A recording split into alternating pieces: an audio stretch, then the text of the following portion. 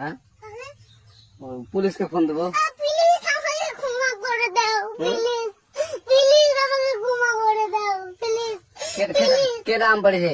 ওই ফারুককে ধরে নিয়ে আসেন, ওই ফিরাচ্ছে, আমাকে দিলেই নেই, প্লিজ। আমটা তুল, আমটা তুল, আমটা তুল। কোনটা আম? হ্যাঁ এই যে আম, আর এই যে এই যে আম, এই যে আম, এই যে এই যে আম, ওরা ধীরে দিছে, আমি ধীরে নেই, প্লিজ। তো একটু দূরে দাঁড়া, দূরে দাঁড়া, কি ঘরে দাঁড়া। এখন কি করছিস তো?